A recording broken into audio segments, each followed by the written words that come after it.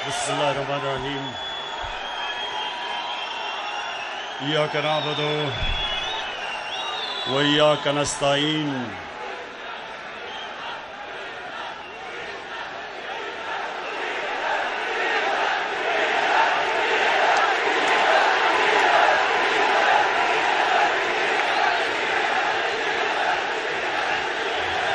जी शुक्रिया,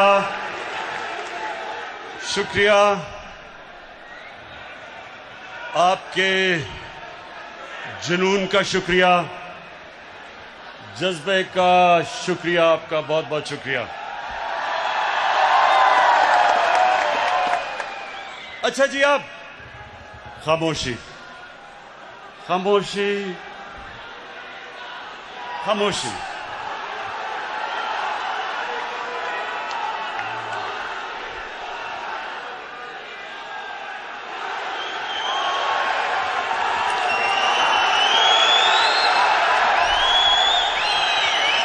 ये भी सब बातें आपके सामने रखनी हैं, इसलिए खामोशी से आपने मेरी बात सुननी है।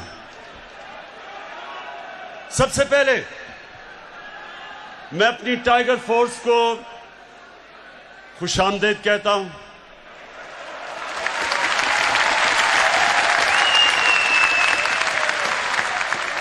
और जब से गालिबन 28 मार्च को हमने अपनी टाइगर फोर्स बनाई थी, तब से जितनी भी आपने एक्टिविटीज की, मैं अपनी कौम की तरफ से आपका शुक्रिया अदा करता हूं।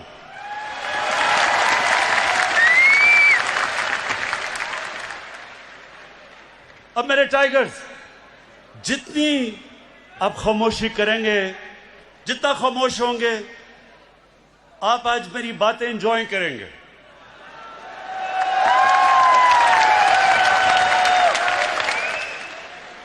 क्योंकि रात को जो सर्कस हुई, मैंने उसके ऊपर थोड़ी बातें कही।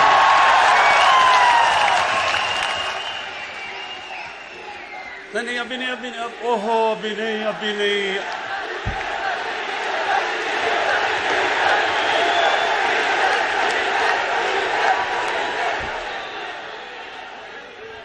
और भी उस सर्कस में बड़े फनकार थे, आपको पता नहीं डीजल के ऊपर आपकी सुई अड़ गई अभी तक। अच्छा, सुने अभी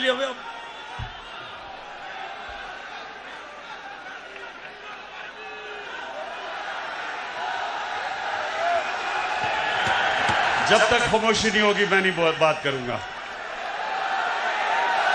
खामोशी।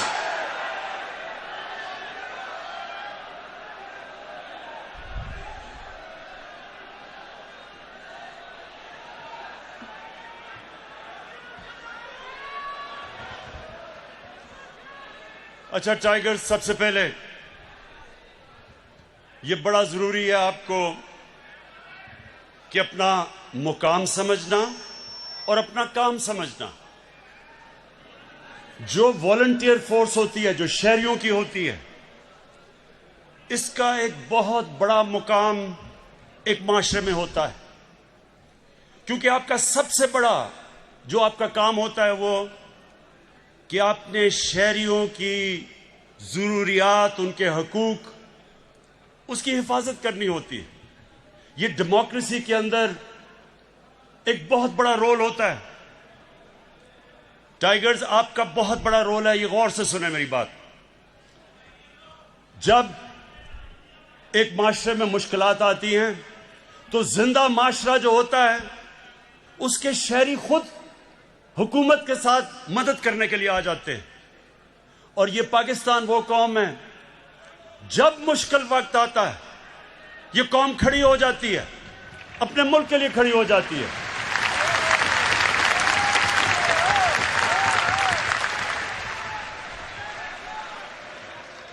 खामोशी, गौर से सुने। आप ये जाया कर देंगे ये वक्त, हर वक्त मैं आपके सामने नहीं आ सकता, तो आराम से सुने। देखें, जब मैं कैंसर अस्पताल बनाने निकला तो मुझे बड़ा मुश्किल, इतना ज्यादा पैसा इकट्ठा करना था, बहुत मुश्किल थी। तो उस वक्त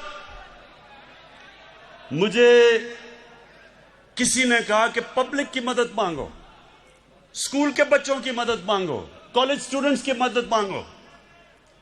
और ये जो मोजा हुआ उसके बाद किसी मुल्क में ये मिसाल नहीं है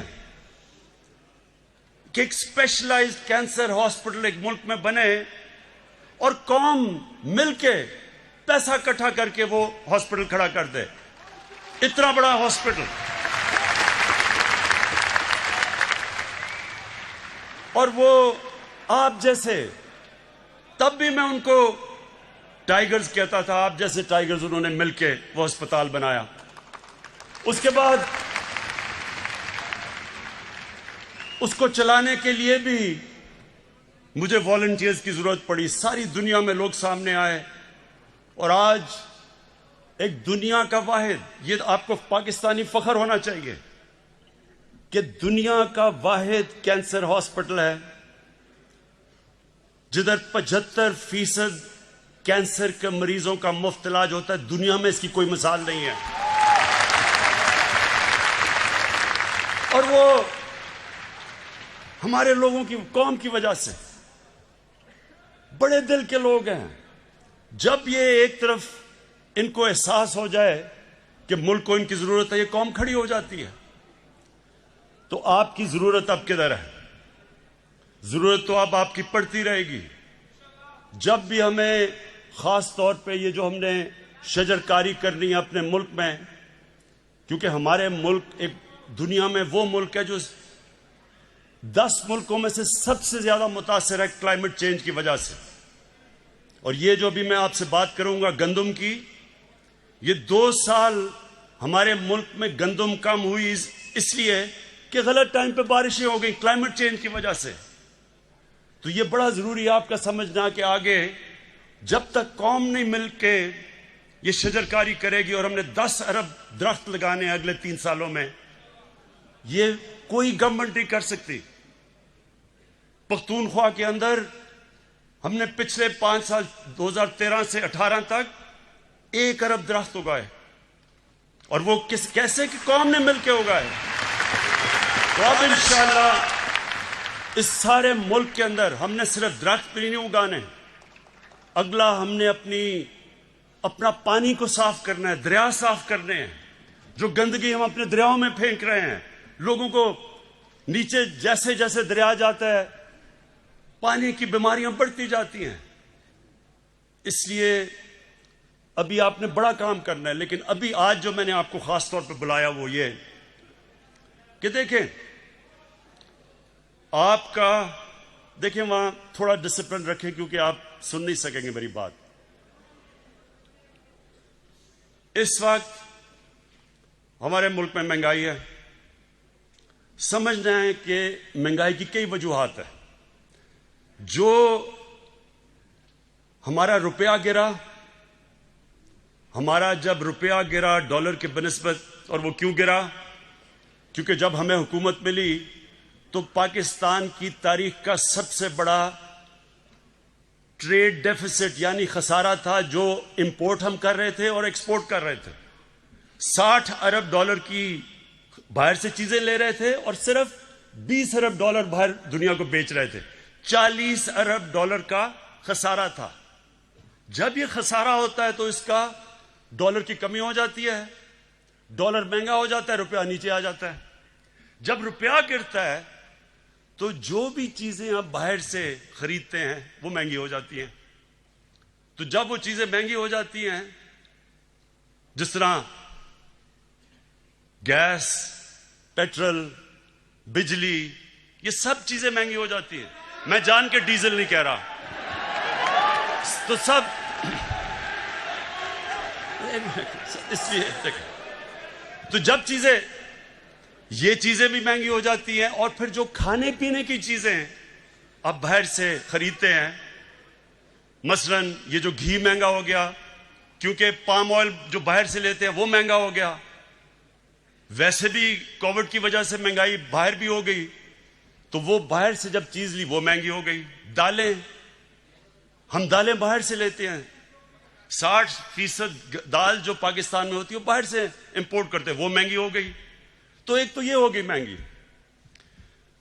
दूसरी महंगाई जो अभी मैंने आपकी गंदम की बात की कि 2 साल बारिशें उस वक्त पे हो गई जब गंदम की कटाई होनी थी, उसकी वजह से गंदम कम हुई, खसारा हो गया। हमें चाहिए थी 27 लाख टन गंदम, हमारे मुल्क में खसारा हो गया। जब खसारा, क्योंकि बारिश की वजह से खसारा हुआ, उसका क्या नतीजा हुआ कि जब गंदम कम हुई तो उसकी कीमतें ऊपर जानी शुरू हो गई। पहले हमें पता देर चला, क्योंकि यहां जो सिस्टम बना हुआ है, जो जिससे हमें पता चलता है कि कितनी हर फसल कितनी हुई हर साल, वो सिस्टम खराब था, हमें देर करके पता चला। जब तक हमने बाहर से इंपोर्ट की, जो अब अल्लाह का करम है कि हमने सारी जितना भी खसारा था सब गंदम इंपोर्ट कर लिए, तो तब तक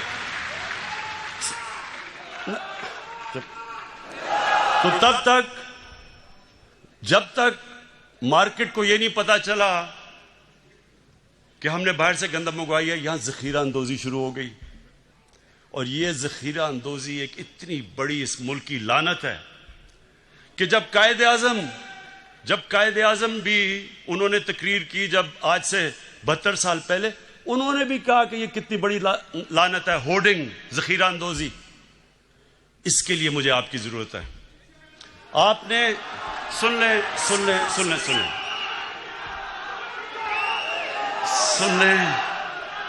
आपने क्या करना है? आपने कहीं खुद जाके मुदाखलत नहीं करनी। आपके पास इस वक्त आपके पास मोबाइल फोन है, आपने तस्वीर लेनी है और आपके पास आज जो पोर्टल अनाउंस किया उसके ऊपर आपने तस्वीर डाल देनी है और जगह डाल देनी है। उसके बाद हमारा काम है, एडमिनिस्ट्रेशन का काम है एक्शन लेना। तो आपने ये चीज याद रखनी है कि आपके ऊपर अब ये जिम्मेदारी है जखीरा अंदोजी। और फिर दुकानों में आपने जाना है जिधर कीमतें नहीं लगाई हुई चीजों की। जब आपने देखा कि कीमतें नहीं लगी हुई, क्योंकि कानून है कि जो भी चीजें बिकती हैं उनका कीमत लगी होनी चाहिए, वो भी आपने तस्वीर लेके आपने हमें भेज देनी है। तो इससे ये जरूर होगा कि इससे आप एडमिनिस्ट्रेशन की मदद करेंगे। लेकिन मैं फिर से एक चीज दोहराता हूं, आपने खुद कहीं भी इंटरफेयर नहीं करना, क्योंकि होगा क्या, ऐसे लोग आ जाएंगे टाइगर्स बन के जो पैसा बनाना शुरू कर देंगे, वो दुकानदारों को ब्लैकमेल करके पैसा बनाएंगे। इसलिए आपने इंटरफेयर नहीं करना।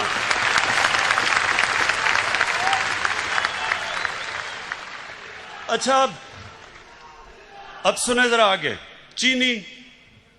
अब चीनी का क्या मसला हुआ?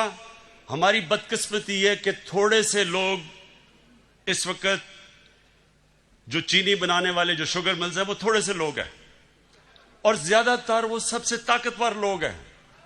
दोनों शरीफ खानदान की भी शुगर मिल्स हैं और जरदारी की भी शुगर मिल्स हैं। इसका मतलब सुने, ये अब तक शुगर मिल्स को किसी ने नहीं पूछा था, जो भी वो कीमत देते थे वो चाहते थे, जो कीमत का वो फैसला करते थे वो कीमत आ जाती थी। पहली दफा एक बड़ी डिटेल्ड तफसील में इंक्वायरी हुई है, हमें सब चीजें पता चल गई हैं और इंशाअल्लाह ये भी मैं आज अपनी कौम के सामने कहता हूं कि जो अब हम प्लान लेके आ रहे हैं, आगे आपको इस तरह महंगी चीनी नहीं मिलेगी इंशाअल्लाह।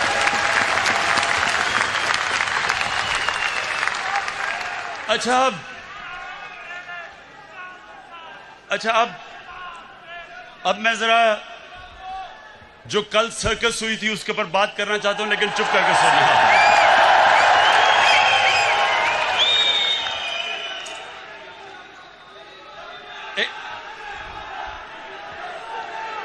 ऐसे बस नारे नहीं। आप एंजॉय नहीं करेंगे अगर आप सारा वक्त नारे मारते रहे। आप कैसे एंजॉय करेंगे? यकीन करें, आप ये जो मैं सर्कस के ऊपर बात करूंगा बड़ा एंजॉय करेंगे, ये मेरा वादा है आपसे।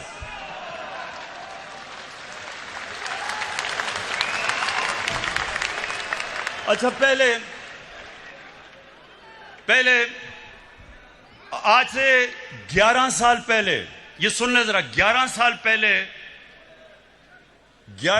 पहले मैंने क्या कहा था, ये जरा पहले सुन ले, क्योंकि ये मैंने आप नहीं, ये मैंने सब पेशन गोई की हुई थी कि ये सर्कस एक दिन होगी। तो अगर ये आप वो 11 साल वाली वीडियो चला दें, लेकिन आपने एंजॉय करना है। मैं आपको ये भी कहना चाहता हूं कि इंशाल्लाह आप देखेंगे कि ये सब पार्ट, इनके जो इंटरेस्ट एक हैं, इन्होंने एक हो जाना है। अजरदारी और नवाज शरीफ ने इकट्ठे हो जाना है, क्योंकि इनके इंटरेस्ट है। क्योंकि ये जो मैं जो ये लेके आ रहा हूँ ना, नहीं होंगे। मैं जो हम कानून लाना चाहते हैं ना, ये दोनों नहीं वो बर्दाश्त करेंगे। अच्छा, ये दोनों इकट्ठे नहीं होंगे, ये मैं कह रही हूँ, आपका ख्याल है इकट्ठे होंगे? ये अंदर से हो जाएंगे, ऊपर से शायद पूरा कुछ खेलते हैं। अच्छा जी, अच्छा, अब तो ये मैंने सब पेशन गोई की थी कि जब चोरों की चोरी के ऊपर हाथ पड़ेगा तो ये जब तक नूरा कुश्ती खेल रहे थे सब इकट्ठे हो जाएंगे। और वो आपने रात खुद ही देख लिया, अल्लाह अल्लाह क्या सब इकट्ठे थे, पहले भी कंटेनर में इकट्ठे हो गए थे। और अब मैं वो जो दो बच्चों ने तकरीरें की थी उनके ऊपर मैं बात नहीं करना चाहता। वो एक उनमें से नानी होगी है, लेकिन मेरे लिए बच्चे ही हैं वो।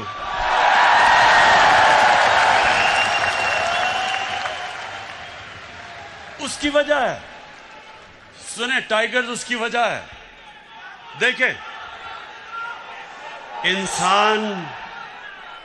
इंसान जब तक जिंदगी में स्ट्रगल नहीं करता वो लीडर तो बन ही नहीं सकता।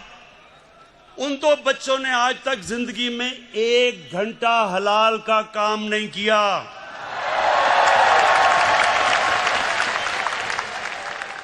वो आज जाके लेक्चर दे रहे हैं दोनों।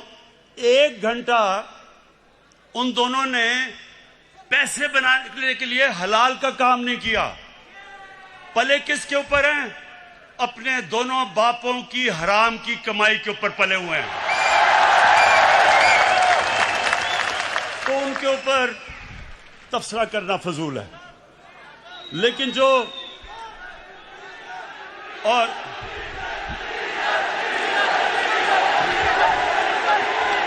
देखें, जो आदमी 11 की टीम होती है, 12वें को 12th मैन कहते हैं, जो 12th मैन है उसके ऊपर मैं क्या बात करूं। अच्छा, अब मैं असल, ये बड़ा गौर से सुनना आप, अब मैंने जो असल बात करनी है वो जो लंदन में आज बैठ के जिसने जो कल गुफ्तगू की, मैं उसके ऊपर बात करना चाहता हूं। लेकिन उससे पहले फैसल, सुने, उससे पहले आप जरा इसकी पहले शक्ल देखें। जब ये इंग्लैंड जाना था, जब, और इंग्लैंड जाके इसकी शक्ल क्या बनी, जरा प्लीज दिखाएं।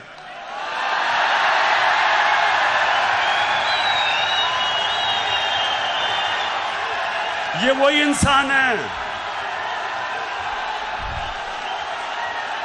ये जो शक्ल थी, ये जब बस अच्छा, ये शक्ल जब शीरीन मजारी ने देखी तो तब बेचारी की आंखों में आंसू आ गए। और फिर से मैं बता दूं, शीरीन मजारी की आंखों में आंसू आना मुश्किल है, बड़ा मुश्किल काम है। लेकिन वो देखे, वो मेरी भी आंखों में आंसू आ जाते अगर मैं इसको अच्छी तरह जानता ना। अच्छा, अब एक मिनट, अब जरा वो दूसरा भाई साहब को जरा दिखा दें। ये लंदन में जरा भाई साहब क्यों आप सुन रहे हैं? पटिशन लगी हुई है लाहौर हाई कोर्ट में। खुदा करे अल्लाह ताला अपने बेपाया फजलो करम से अगर खुदा करे अल्लाह ताला अपने बेपाया फजलो करम से अगर इजाज़त मिल जाए तो अपने वालिद साहब के साथ होगी, जो कि बहुत ही आम बात है। तो बाकी उनकी दूसरी जो ट्रीटमेंट भी जारी है, तो हार्ट के लिए इंशाअल्लाह जल्द अपॉइंटमेंट मरियम। बस बस ख्वातीन, रोना नहीं है आपने।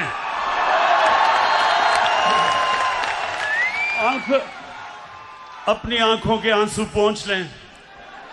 ये बॉलीवुड भी ऐसी कोई एक्टिंग नहीं कर सकता जो अभी एक्टिंग किया है। अब सोचे सुने सुने सुने अब सोचे कि हमारी कैबिनेट के सामने ये एक्टिंग जब हो रही थी, शीरीन मजारी रोना शुरू हो गई, तो हमने इसको वापस ही बाहर ही जाने देना था। लेकिन आज मैं सिर्फ ये कहना चाहता हूं, जो इसने जबान इस्तेमाल की पाकिस्तान के आर्मी चीफ के खिलाफ और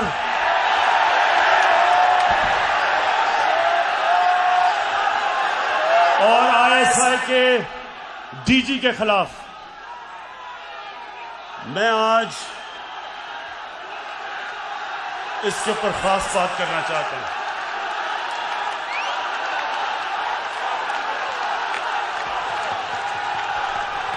अच्छा खामोशी, सुने जरा मेरी बात, सुने सुने सुने मेरे टाइगर्स और पाकिस्तान के नौजवानों, सुनो गौर से। बर्रे सगीर की तारीख में कभी भी ऐसी हिंदुस्तान में हुकूमत नहीं आई जो मुसलमानों से और पाकिस्तान से इतनी नफरत करती है जितनी नरेंद्र मोदी की हुकूमत करती है। हमारे फौजियों के ऊपर मुसलसल हमले हो रहे हैं। हर रोज हमारे फौजी अपनी जान की कुर्बानियां दे रहे हैं। परसों 20 पाकिस्तान के सिक्योरिटी फोर्सेस के लोगों ने शहादत पाई, 20 लोगों ने।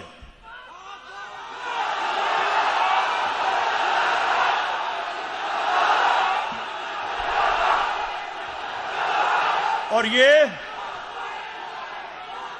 ये क्यों अपनी जान की कुर्बानियां दे रहे हैं?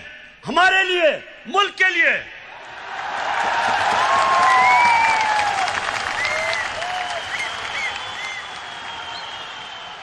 और ये गीदड़ जो दुमदमा के बाहर भागा था, वहां बैठ के आर्मी चीफ के ऊपर जो उसने कल जुबान इस्तेमाल की और डीजी आईएसआई के ऊपर, सुने गौर से मेरी बात, मैं थोड़ा सीरियस आपसे बात करूंगा। ये वो नवाज शरीफ है जो आज फौज के ऊपर और फौज के सरबराह के ऊपर इस तरह की जो जुबान इस्तेमाल कर रहा है। आपको याद नहीं होगा क्योंकि आप तो तब पैदा भी नहीं हुए थे। ये जनरल जिलानी के घर के ऊपर सरिया बनाते हुए मिनिस्टर बना था। ये वो आदमी है जो ज़ियाउल हक के जूते पॉलिश करते करते चीफ मिनिस्टर बना था।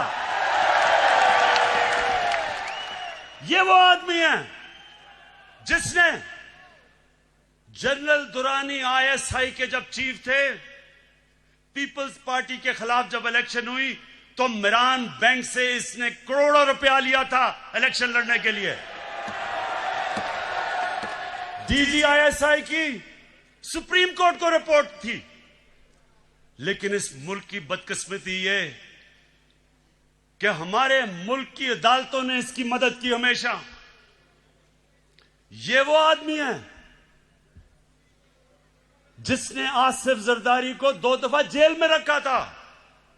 जनरल बाजवा ने नहीं डाला था, और उसको कहता था पाकिस्तान का करप्ट तरीन आदमी है। वो जरदारी इसको ऊपर हुदायबा पेपर मिल्क का केस उसने इसके ऊपर बनाया था, जिधर अरबों रुपए इन्होंने करप्शन करके पैसा बाहर भेजा था, वो उसने नवाज शरीफ पे बनाया था, जनरल बाजवा ने नहीं बनाया था। ये वो नवाज शरीफ है और जरदारी, चुप करके सुने, चुप करें जरा, सुने मेरी बात। ये वो जरदारी है और नवाज शरीफ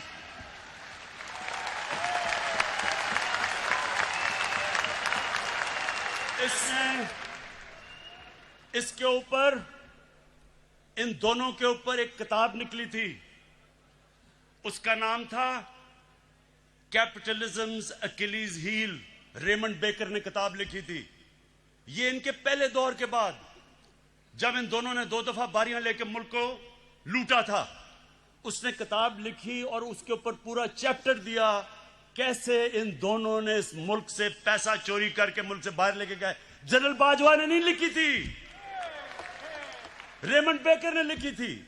उसके बाद 3 और इनके ऊपर किताबें हैं जिनमें आप पढ़े कि इन्होंने इस मुल्क से कैसी गद्दारी की। एक ओबामा's वॉर,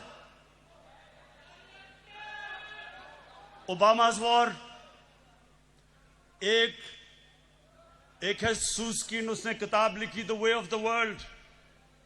उसमें वो क्या किताब में कह रहा है कि बिलावल को उनकी वालदा टेलीफोन करके, CIA ने उसका टेलीफोन टैप किया, बैंक अकाउंट्स बता रहे थे कि किन किन बैंकों में पैसे पड़े हैं तुम्हारे बारे।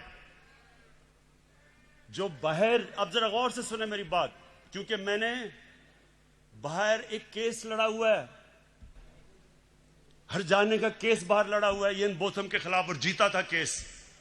वहां सुने वहां क्या होता है, वहां जब आप कोई किताब लिखते हैं, 4 किताबें मैंने बाहर पब्लिश करवाई हैं, एक एक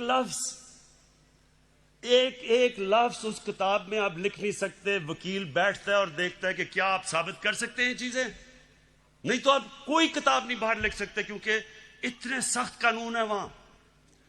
तो जो इनके ऊपर चीजें लिखी हुई हैं, एक गोस्ट वॉर्स है, एक और किताब, उसमें लिखता है कि नवाज शरीफ अमेरिकनों को कह रहा है कि अपने फौज यहां ले आओ। वो अपनी फौज से डरा हुआ था, अमेरिकी फौज को कह रहा था कि मुझे प्रोटेक्शन दो, उस किताब में लिखा हुआ है।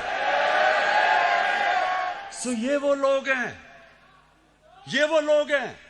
ये अपना चोरी किया हुआ पैसा बचाने के लिए ये इस मुल्क को बेच सकते हैं। इनका तो पैसा खुदा है।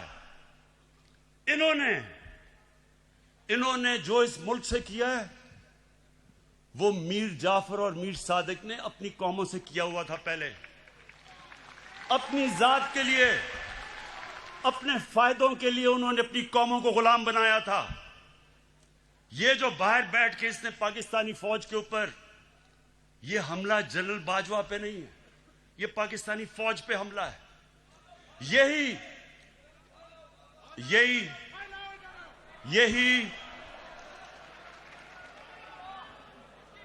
यही बात नरेंद्र मोदी कर रहा था। जब नरेंद्र मोदी ने बार बार स्टेटमेंट्स दी कि हमें नवाज शरीफ पसंद है, लेकिन हमें जो पाकिस्तान का आर्मी चीफ है वो दहशतगर्द है, वो बार बार ये कहता था और नवाज शरीफ चुप बैठा हुआ था। मुझे क्यों नहीं नरेंद्र मोदी कहता कि इमरान खान ठीक है लेकिन जनरल बाजवा गलत है? वो क्यों नहीं कहता? क्योंकि उसे पता है कि मैं हिंदुस्तान की असल दुनिया में नरेंद्र मोदी की शक्ल दिखाई है दुनिया में कि कितना बड़ा इंतहा पसंद है ये। सो ये जो आज इसको हिंदुस्तान अखबारों के अंदर जो तारीफें हो रही हैं नवाज शरीफ की, बड़ा जी जमहूरी आदमी है, ये फौज को कह रहा है कि अपना काम करो क्योंकि नवाज शरीफ जमहूरी है। क्या हिंदुस्तान को नहीं पता कि जब जनरल जिया ने इसको गोद में बैठा के मुंह में दूध की चूसनी लगाई थी इसके मुंह में, इसकी जमहूरियत? क्या हिंदुस्तान को नहीं पता कि ये वो वजीर आजम है जिसने डंडों से सुप्रीम कोर्ट के ऊपर हमला करवाया था और फिर जुल्म देखें कि बाकी जुडिशरी को ब्रीफ केस दे के खरीदा था। ये वो नवाज शरीफ है जो आज बड़ा जमहूरी बन रहा है। ये वो नवाज शरीफ है जो टेलीफोन कॉल करके कहता था जस्टिस क्यूम इसको 3 साल नहीं बेनजीर को 5 साल सजा दो। ये वो है आदमी, ये वो है जो पिछला नैब का चेयरमैन कमर जमान जैसा करप्ट आदमी उसको चेयरमैन बना के अपने केस बंद करवाए।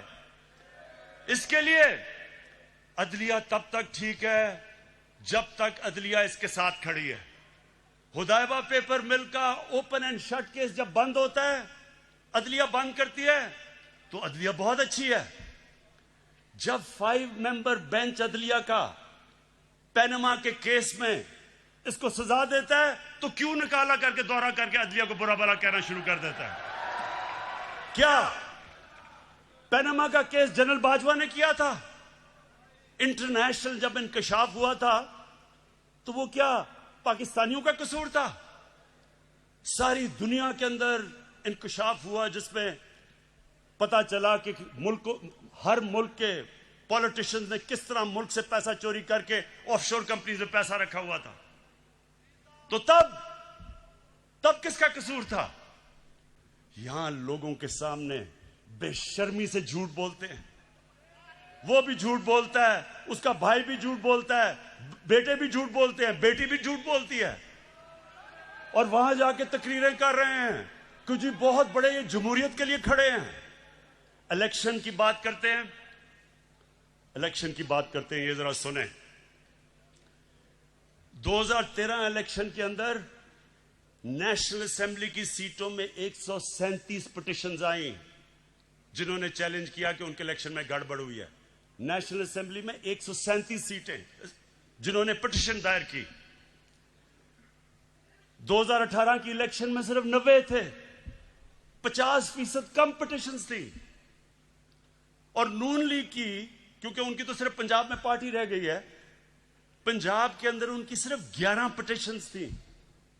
तहरीक इंसाफ की 13 पिटिशंस थी, यानी हमारी ज्यादा पिटिशन थी जिन्होंने कहा धांधली हुई है। तो मुझे यह बताएं कि जब 80% पोल का रिजल्ट आया, फैफन एक इंडिपेंडेंट इदारा है, उसने 80% ने कहा, 80% पाकिस्तान का इलेक्शन 2013 से बेहतर हुआ है, अच्छा इलेक्शन हुआ है। तो मैं अब ये पूछता हूं कि जब हमने 2013 इलेक्शन के बाद मैंने सिर्फ 4 हल्के मांगे थे, 137 में से 4 हल्के मैंने कहा इनको खोल के बता दो, अगर ये ठीक है तो हम मान लेंगे इलेक्शन। इन्होंने 4 हल्के नहीं खोले, 1 साल के बाद सड़कों पे निकले। आखिर में जब 4 हल्के खुले, चारों के चारों अंदर धांधली थी। जब हमारी बारी आई 2018 में, इन्होंने कहा जनाब इलेक्शन में धांधली लिया। इनसे वो जो आजकल जेल में है शहबाज शरीफ, हमने पहले कहा कि जो करना है आपने खोले, हम तैयार हैं इलेक्शन खोलने के लिए। अब इनको पता था कि 1100 पिटिशन थी इनकी सारी, इलेक्शन उन्होंने क्या खोलना था। तो ये वो लोग हैं कि जो बात करते हैं कि इलेक्शन के अंदर धांधली हुई। धांधली मैं आपको बताऊं किधर हुई, जो भी अभी इंकशाफ हुआ है। इलेक्शन में अभी एक बाय इलेक्शन हुआ जब नवाज शरीफ डिस्क्वालीफाई हुआ, उसकी बीवी को खड़ा किया, मरीम नवाज ने कैंपेन की। हमारे पास अब डॉक्यूमेंट्री एविडेंस है कि 250 करोड़ रुपया गवर्नमेंट का इन्होंने उस हल्के में इस्तेमाल किया इलेक्शन जीतने के लिए। ये हमने नैब को केस दिया है। हमने सारे इलेक्शन में 250 करोड़ खर्च किया, इन्होंने एक बाय इलेक्शन के ऊपर इस कौम का टैक्स के पैसे का 250 करोड़ रुपया खर्च किया। लेकिन मुझे एक खास मजा आया, एक और अल्लाह अल्लाह का सच आता रहता है सामने। एक इलेक्शन हुआ उस्मान डार का, और वहां एक सियालकोट का बहुत बड़ा रंगबाज है, बड़ी बड़ी बातें करता है, बड़ी बड़ी बड़ी छाती निकाल के बड़के लगाता है। लेकिन पता क्या चला, कि इलेक्शन की रात को शाम को 8 बजे रंगबाज ख्वाजा टेलीफोन कर रहा है जनरल बाजवा को, जनरल साहब मैं इलेक्शन हार रहा हूं, मेरी मदद करें। आंसू गिर रहे हैं, जनरल साहब मैं तबाह हो जाऊंगा, मेरी मदद करें, मैं इलेक्शन हार रहा हूं उस्मान डार से। मेरे पाकिस्तानियों, मेरे टाइगर्स, मेरी अब आखिर में गौर से आपने बात सुननी है। अब तक ये जो ऑपोजिशन है, इन्होंने एक इमरान खान देखा है। आराम आराम से मैं इनको कहता था अच्छा जी प्रोडक्शन ऑर्डर देना है तो चलो बुला लो असेंबली में और इस तरह की चीजें। ये जो आप सुने जरा, ये जो अब आप इमरान खान देखेंगे, ये एक मुख्तलिफ इमरान खान आने लगा। सबसे पहले किसी किस्म का प्रोडक्शन ऑर्डर किसी डाकू को अब नहीं मिलेगा। शहबाज शरीफ के ऊपर अभी जो चीज सामने आई है, 23 अरब रुपए की इसका करप्शन का इंकशाफ हुआ है। कभी चीनी वाले तो कभी किसी के नाम पे 23 अरब रुपया भी पकड़ा गया है। जब तक अदालतों में पूरी तरह यह जवाब नहीं देगा, कोई किस्म का इसको प्रोडक्शन ऑर्डर नहीं मिलेगा और ना ही किसी और डाकू को मिलेगा।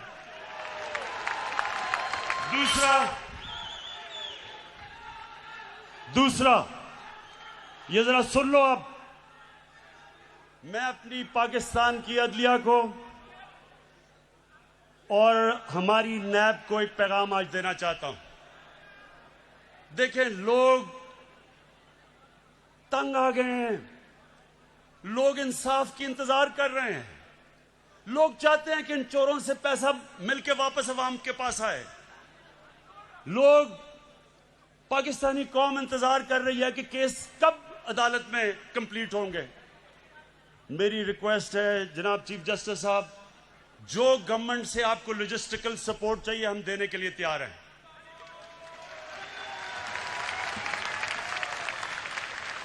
जिस तरह की आपको हमारे से मदद चाहिए हम आपको देने के लिए तैयार हैं, लेकिन खुदा के वास्ते डे टू डे हेयरिंग करके ये केसेस खत्म करें। इनकी 30 साल से मुल्क को चोरी कर रहे हैं, इनकी अब से तो नहीं केसेस आए, लेकिन वो केसेस के फैसले ही नहीं होते। और मैं नैब को भी कहता हूं कि नैब आपने कई जगह बड़ा जबरदस्त काम किया, लेकिन खुदा का वास्ता है कि केसेस को मंतकी इंजाम तक तो पहुंचाओ।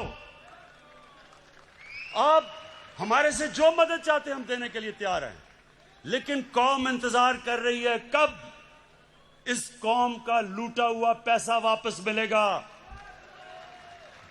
गवर्नमेंट, ये मैं आज फिर आपके सामने अब रख रहा हूं कि जो नया इमरान खान, एक तो नया पाकिस्तान है, एक नया इमरान खान बन गया। कल किसकी तकरीर सुन के जो उसने जबान इस्तेमाल की है उस गीदड़ ने, मैं ये आज अब फिर कहता हूं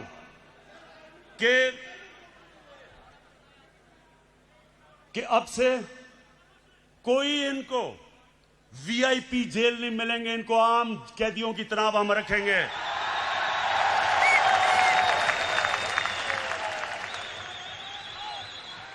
ये जो सारी जो कल सर्कस थी, ये सर्कस को मेरा पैगाम है कि देखें, आप सारे तो कभी किसी का कंधा पकड़ के आया, कभी कोई जलानी ने बना दिया, किसी ने कागज का टुकड़ा दिखा दिया कि जी मुझे तो मेरी वालदा की वजह से पार्टी मिल गई है।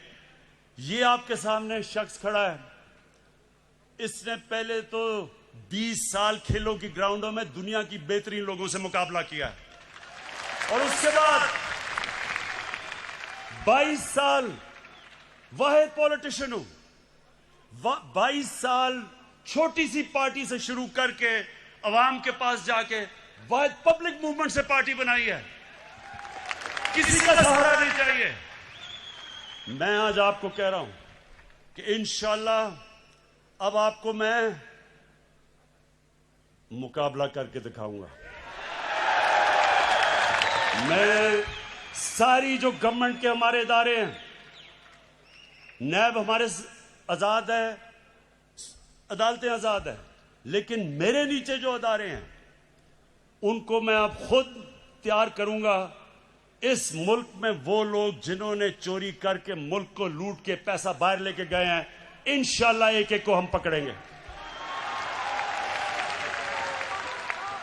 मेरी रिक्वेस्ट है फिर से नैब को और अदालतों से कि आप प्लीज इनके फैसले करें। और मैं अदालतों को आज ये कहना चाहता हूं, जो ये कोशिश कर रहा है अदालतों के अंदर इंतशार फैलाए, किसी जज का नाम ले रहा है, ये कोशिश कर रहा है फौज के अंदर इंतशार फैलाए, डीजी ISI और आर्मी चीफ की बात कर रहा है कि फौज के अंदर इंतशार हो जाए, ये कोशिश कर रहा है कि बाहर जो एंटी पाकिस्तान फोर्सेस हैं उनके अंदर ये नुमाया हो जाए, जिसमें इसको पता है कि जो इजराइल की और जो हिंदुस्तान की लॉबी वो अमेरिका में सबसे मजबूत है, उसको अपील कर रहा है। ये जो गेम खेल रहा है, मैं ये गेम सारी समझता हूं, मुझे सारी इंटेलिजेंस है ये क्या खेलने की कोशिश कर रहा है। और मैं इसको ये बताना चाहता हूं कि मुझे तो कोई फर्क ही नहीं पड़ता कौन सा आर्मी चीफ हो या कौन सा ISI का DG हो, मुझे तो फर्क ही नहीं पड़ता, क्योंकि मैंने तो कोई पैसे चोरी नहीं कर रहा या मेरी कोई बार जायदाद है नहीं, मुझे तो खौफ किसी से नहीं है।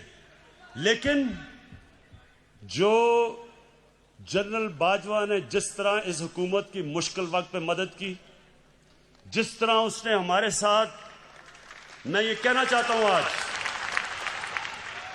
हमारे साथ अभी कराची में मदद की जब वो बारिशें आ रही थी, जो हमारे साथ कोरोना के अंदर पूरी तरह मदद की, जो हमारे पास जब एक मुल्क पे पैसा नहीं था, 2 साल पाकिस्तान की फौज ने असल में अपने डिफेंस एक्सपेंडिचर पे काट लिया, क्योंकि उनको फिक्र थी कि पाकिस्तान के पास पैसा नहीं है। कभी ऐसे पहले नहीं हुआ। हर जगह सारी मेरी फॉरेन पॉलिसी को आज पाकिस्तान की फौज और जनरल बाजवा हमारे साथ खड़े रहे हैं। ये जो कोशिश कर रहे हैं कि हमारी फौज और गवर्नमेंट के बीच में दरार डालें या फौज के अंदर इंतशार पैदा करें, नवाज शरीफ, मैं तुम्हें अब ये आज सुन लो मेरी गौर से बात, आज से मेरी पूरी कोशिश है तुम्हें इस मुल्क में वापस लाया जाए। और तुम्हें यहां आम जेल के अंदर डालेंगे, VIP जेल नहीं होगा। गरीब आदमी लाखों की चोरी करे तो वो तो बेचारा जिन हालात में जेलों में रहता है, और जो अरबों पैसा चोरी करके बाहर ले जाए, बच्चे अरबों रुपए के घरों में रहें और वो जाके VIP जेल में ठहरे, तुम वापस आओ तो मैं देखता हूं तुम्हें हम कैसे रखते हैं।